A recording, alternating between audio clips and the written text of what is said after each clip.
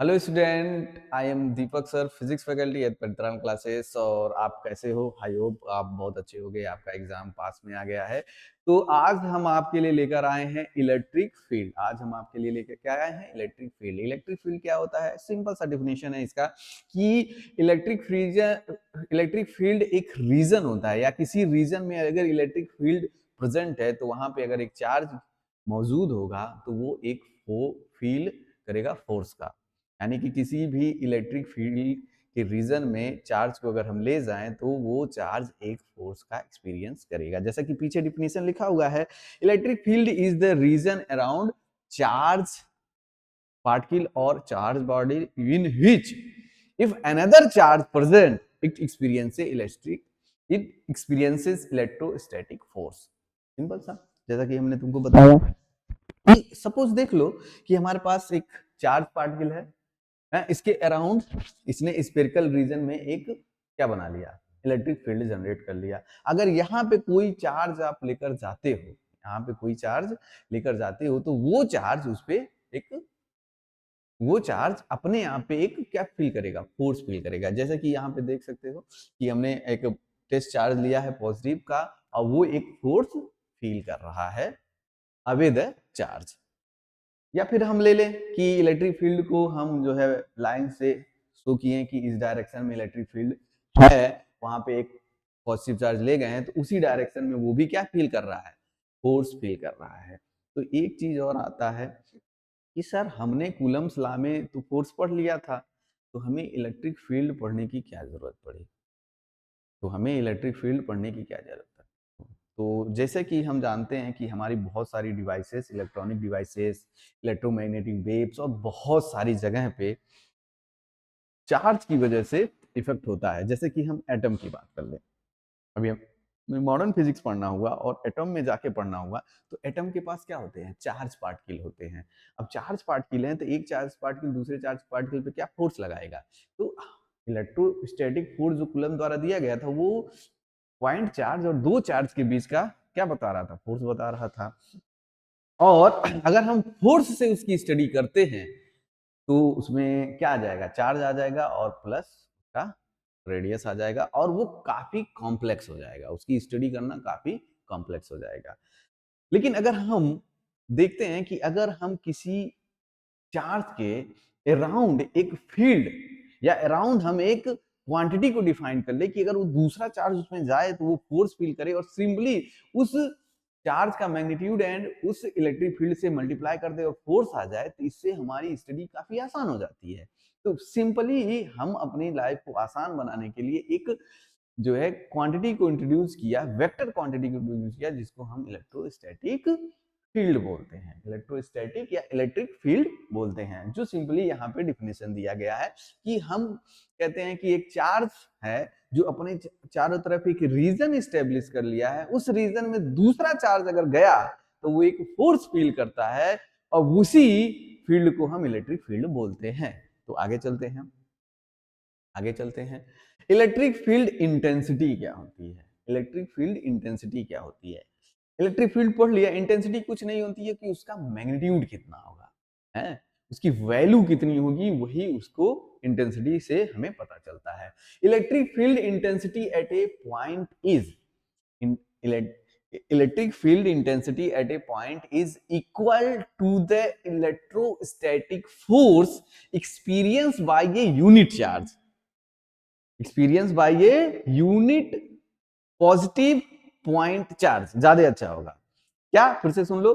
Electric field intensity is equal to electrostatic force experience by unit positive point charge both in magnitude and direction. इसका क्या मतलब है sir? अच्छे से समझा दीजिए कि इलेक्ट्रिक फील्ड इंटेंसिटी ऐसे डिफाइन होता है कि अगर कोई पॉइंट पॉजिटिव चार्ज पे फोर्स लगाया गया हो, और उसका फोर्स का डायरेक्शन दोनों इलेक्ट्रिक फील्ड को डिफाइन करता है। तो कैसे? देख लो कि मान लो ये इलेक्ट्रिक फील्ड है जो इधर से इधर जा रहा है, वहां पे हमने पॉजिटिव पॉजिटिव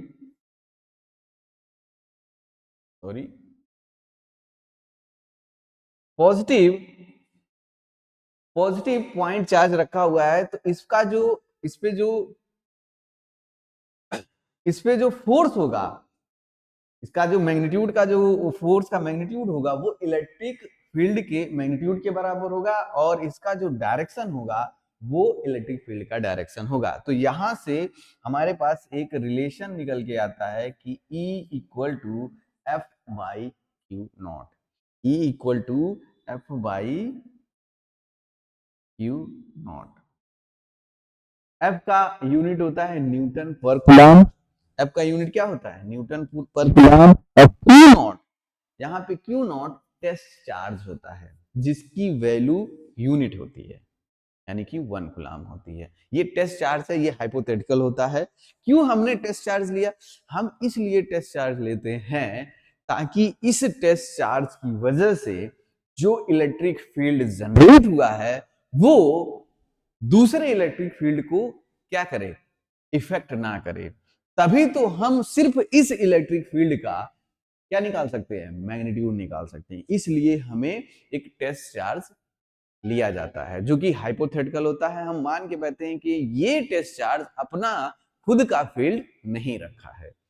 तो टेस्ट चार्ज के बारे में हमारे एडवांस में पूछ लिया था क्वेश्चन घुमा फिरा के, तो उससे यही बताना था कि भाई टेस्ट चार्ज का इलेक्ट्रिक फील्ड नहीं होता है, टेस्ट चार्ज का इलेक्ट्रिक फील्ड नहीं होता है, वो सिर्फ और सिर्फ वहां पे प्रेजेंट है कि फोर्स कितना एक्सपीरियंस कर रहा है वो बताने के लिए। तो आगे चलते हैं, ये तो हमारा इलेक्ट्रिक फील्ड इंटेंसिटी हो गया।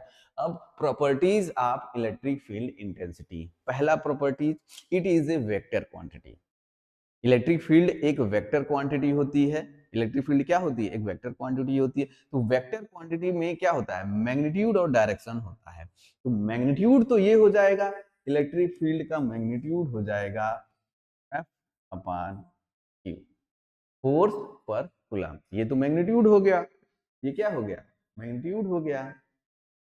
डायरेक्शन क्या होती है, तो हमने मान के बैठा है या हम मानते हैं कि जो पॉजिटिव चार्ज पे फोर्स का डायरेक्शन होगा वही इलेक्ट्रिक फील्ड का डायरेक्शन होगा। सिंपल, पॉजिटिव चार्ज पे लगने वाले फोर्स का डायरेक्शन ही इलेक्ट्रिक फील्ड का डायरेक्शन होता है। आगे चलते हैं। SI unit is Newton per coulomb, SI unit is Newton per coulomb. जैसा कि E बराबर या equal to F upon Q, F न्यूटन होता है और C कूलम होता है, यानी कि चार्ज कूलम होता है। तो न्यूटन पर कूलम इसका SI यूनिट है। एक और यूनिट होती है इसकी, यूनिट ऑफ E बराबर वोल्ट पर मीटर। काफी यूज ये भी होता है, वोल्ट पर मीटर भी हम बहुत यूज करते हैं, हम बहुत यूज करते हैं। डायमेंशन ऑफ इलेक्ट्रिक फील्ड बहुत आसान है, इसी फार्मूले में E का डायमेंशन बराबर फोर्स का डायमेंशन अपॉन Q का डायमेंशन। फोर्स का डायमेंशन M/L T/-2 और Q का डायरेक्शन AT, Q का डायरेक्शन AT। अब यहां से देखो, यहां से देखो M/L T/-3 और A/-1 जो कि यहाँ पे लिखा हुआ है। तो काफी आसान होता है, कभी भी हमें इलेक्ट्रिक फील्ड का डायरेक्शन देना हो तो सबसे बेसिक फार्मूला जो होता है F अपॉन Q, उसका यूज करना चाहिए, है उसका यूज करना चाहिए। तो आगे बढ़ते हैं। It obeys the superposition principle of the field intensity at a point due to a system of charge is vector sum of the field in intensities due to the individual point charges। इसका क्या मतलब है, कहता है कि electric field जो होता है वो सुपरपोजिशन प्रिंसिपल को फॉलो करता है। अब उसको कैसे निकालेंगे, मान लो किसी प्लेस पे कई सारे इलेक्ट्रिक फील्ड लग रहे हैं, इंडिविजुअल चार्ज की वजह से या कोई भी है, इंडिविजुअल कई सारे इलेक्ट्रिक फील्ड लग रहे हैं, तो वो सिंपल कहता है कि उस पर जो नेट इफेक्ट आएगा इलेक्ट्रिक फील्ड का वो vector sum of all individual electric field या all individual due to point charge electric field का होगा। जैसे कि इसमें दिखाया गया है कि एक पी पॉइंट है जिसपे हमें ई नेट निकालना है, उस पे 6 इलेक्ट्रिक फील्ड लगे हुए हैं अलग अलग डायरेक्शन में, तो उनको विथ डायरेक्शन ऐड कर लेंगे तो वो उस पॉइंट पे उसका क्या दे देगा, नेट इलेक्ट्रिक फील्ड दे देगा, नेट इलेक्ट्रिक फील्ड दे देगा। चलो पांचवा, it is produced by source charge, it is produced by source charge, the electric field will be fixed value at a point unless we change the distribution of charge, source charge। अब इसका क्या मतलब है, कहता है कि electric field अगर आपने एक बार चार्ज को फिक्स कर दिया है तो उसका इलेक्ट्रिक फील्ड हमेशा के लिए फिक्स हो जाता है। अगर हमने चार्ज का डिस्ट्रीब्यूशन चेंज कर दिया या चार्ज की वैल्यू चेंज कर दी तो भी हमारा चार्ज चेंज होने के पूरे पॉसिबिलिटीज होती है। तो जब तक हम चार्ज का डिस्ट्रीब्यूशन या चार्ज की वैल्यू नहीं चेंज करते हैं तो किसी पॉइंट पे उस चार्ज की वजह से जो इलेक्ट्रिक फील्ड होगा वो नहीं चेंज होगा। तो आते हैं कुछ कुछ शेप या कुछ चार्ज की वजह से हम इलेक्ट्रिक फील्ड निकाल लेते हैं। उसमें सबसे पहला और सबसे इजी होता है electric field due to point charge, electric field due to point charge, electric field due to point charge. एक पॉइंट चार्ज है क्यू जो यहाँ पे प्रेजेंट है, तो इसकी वजह से आर डिस्टेंस पे, इसकी वजह से कितने डिस्टेंस पे, आर डिस्टेंस पे इलेक्ट्रिक फील्ड क्या होगा, E equal to K Q upon R vector का मैग्नीट्यूड का square into R cap, into R cap. R cap क्या है, आर कैप डायरेक्शन है, इस डायरेक्शन में आर कैप दिया जाएगा। और आर, आर क्या है, उस पॉइंट तक जहां पे हमें निकालना है उस पॉइंट का डिस्टेंस का स्क्वायर, डिस्टेंस का स्क्वायर। अगर हम ई और आर के बीच में ग्राफ बनाए तो इस तरह का ग्राफ बनता है, क्योंकि ई जो है डायरेक्टली प्रोपोर्शनल 1/r² होता है। ये पॉइंट चार्ज रहा, ये क्या रहा, पॉइंट चार्ज रहा। अब आगे हम फाइनाइट लॉन्ग लाइन चार्ज, बहुत ही इंपॉर्टेंट है कि एक जो है मान लो जैसे कि सिंपल सा रॉड हो गया है, तो इसको कैसे करते हैं कि ये रॉड है या वायर है जिसका हमें क्या दिया है, लैम्डा कूलम पर मीटर चार्ज डेंसिटी दी हुई है, लीनियर चार्ज डेंसिटी दी हुई है। और इस वायर से D perpendicular distance from the wire two point, wire से पॉइंट के बीच का परपेंडिकुलर डिस्टेंस दिया हुआ है, तो इसके दो इलेक्ट्रिक फील्ड आएंगे, एक आएगा इसके परपेंडिकुलर और एक आएगा इसके पैरेलल। परपेंडिकुलर को हमने x से भी शो किया है और पैरेलल को y से शो किया है, तो इसका डेरिवेशन होता है, तो डेरिवेशन नहीं कराएंगे तो परपेंडिकुलर का क्या वैल्यू होता है, k lambda by D, k lambda by D sine theta 1 plus sine theta 2। अब यहाँ पे देखने की बात है कि साइन थीटा 1 की जो वैल्यू होती है वो क्या है, क्लॉकवाइज है। हमने साइन थीटा या थीटा की वैल्यू क्लॉकवाइज लिया है, थीटा 2 की वैल्यू एंटी क्लॉकवाइज लिया है। इस बात का हमें ध्यान देना होगा। तो तीन बातों का ध्यान देना होता है, परपेंडिकुलर डिस्टेंस, वायर से उस पॉइंट का परपेंडिकुलर डिस्टेंस, थीटा 1 क्लॉकवाइज होता है, थीटा 2 एंटी क्लॉकवाइज होता है। तो परपेंडिकुलर कंपोनेंट जो आता है, परपेंडिकुलर कंपोनेंट आता है k lambda by D into sine theta 1 plus sine theta 2, दूसरा k lambda by D cos theta 1 minus cos theta 2, cos theta 1 minus cos theta 2। अब मान लो इसको इन्फिनाइट कर दो, इसको इंफिनिटी तक ले गए और इसको इंफिनिटी तक ले गए, दोनों को इंफिनिटी तक ले गए, तो इंफिनिटी पे ये थीटा 1 बराबर 90, ये थीटा 2 बराबर भी 90 हो जाएगा। अगर हम 90 करें तो इलेक्ट्रिक फील्ड परपेंडिकुलर जो कंपोनेंट होगा ये 1 हो जाएगा, साइन 90 की वैल्यू 1 होती है, साइन 90 की वैल्यू 1 होती है, 1 प्लस 1 बराबर 2k लैम्डा बाई डी हो जाएगा न्यूटन पर कूलम। लेकिन ये क्या होगा, ये भी जीरो हो जाएगा और ये भी जीरो हो जाएगा, तो जो पैरेलल कंपोनेंट होता है वो जीरो हो जाएगा, पैरेलल कंपोनेंट जीरो हो जाएगा। यानी कि लॉन्ग वायर के लिए एक ही इलेक्ट्रिक फील्ड आती है जो कि यहाँ पे दी गई है, जो कि यहाँ पे दी गई है। चलिए हम आगे बढ़ते हैं, कुछ और इसमें अच्छा प्रॉब्लम करते हैं। मान लो कि ये पॉइंट है यहाँ, और ये यहाँ पे वायर दिया, ये क्या दिया है, वायर दिया हुआ है जिसका लैम्डा कूलम पर मीटर दिया हुआ है, और ये दिया है 30 और ये दिया है 30 और ये डिस्टेंस है a,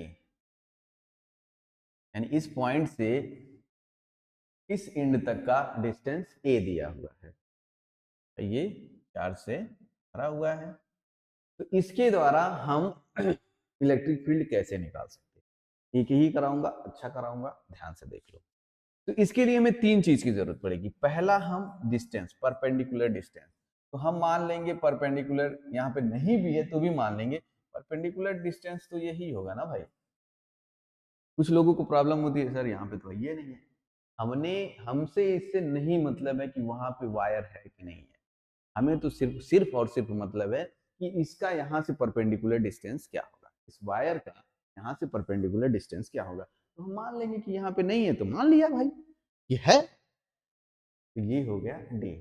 गलत नहीं पढ़ा रहा हूं, पहली बात समझ ले कि गलत नहीं पढ़ा रहा हूं, बिल्कुल सही पढ़ा रहा हूं। Perpendicular distance D. अब देखो ए दिया है, अब ये राइट एंगल ट्राइंगल बन रहा है, तो ये क्या हाइपोटेनस है तो बेस, तो इसको कैसे लिख सकते हो, बेस डी बराबर ए कॉस 30 डिग्री, ए कॉस 30 डिग्री। तो परपेंडिकुलर डिस्टेंस क्या हो जाएगी, ए कॉस 30 डिग्री। दूसरा थीटा वन, थीटा वन, तो थीटा वन क्या था, ऊपर की तरफ, डी से ऊपर की तरफ हमारा थीटा वन था। तो हमारा थीटा वन देखो, यहां से थीटा वन क्या आ जाएगा, थीटा वन यहां से 30 आ जाएगा, क्या आ जाएगा, 30 डिग्री आ जाएगा, 30 डिग्री आ जाएगा। और दूसरा, दूसरा भी ऊपर आ रहा है, लेकिन वो तो नीचे आना चाहिए ना भाई। किस तरह से भाई, पिछले क्वेश्चन में जाके देखो, पिछले क्वेश्चन में जाको, एक ऊपर है डी से तो एक नीचे होना चाहिए ना, लेकिन यहाँ पे दूसरा भी तो ऊपर चला गया, तो हमें साइन बदलना पड़ेगा, -60 degree.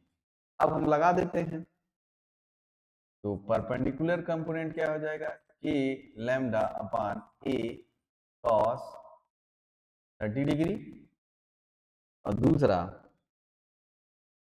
Sign 30 plus sine -degree, sine -60 degree. तो यहाँ से क्या हो जाएगा, 2k लैम्डा बाई √3a, अंदर क्या हो जाएगा 1/2 माइनस √3/, अब 2 कॉमन ले लोगे तो ये इसको मार देगा, क्या बचेगा कि lambda √3a 1 minus √3 Newton per coulomb. ये तो हमारा क्या रहा, परपेंडिकुलर कंपोनेंट रहा। क्या पैरेलल कंपोनेंट भी आएगा, बिल्कुल पैरेलल कंपोनेंट भी आएगा, इधर कर लेते हैं। पैरेलल ए क्यू, डी की वैल्यू ए कॉस 30, और अंदर क्या आ जाएगा कॉस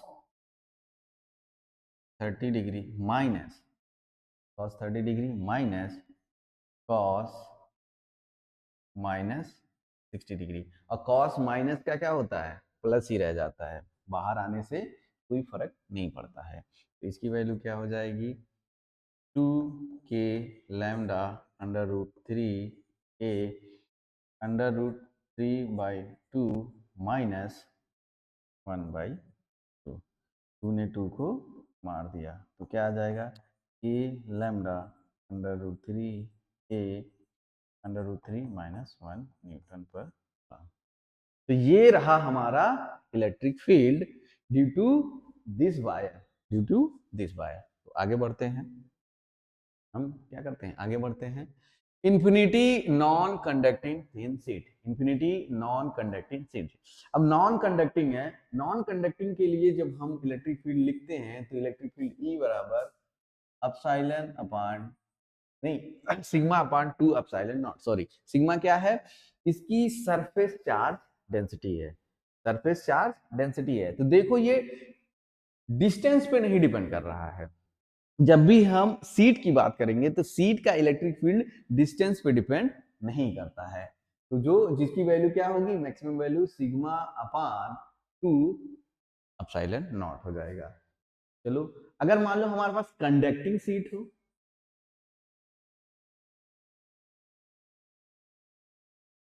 इस तरह से कंडक्टिंग सीट हो, इधर इलेक्ट्रिक फील्ड, इधर इलेक्ट्रिक फील्ड, कंडक्टिंग सीट करोगे तो इलेक्ट्रिक फील्ड क्या आ जाएगा, नॉन कंडक्टिंग का दुगुना sigma upon not Newton per coulomb.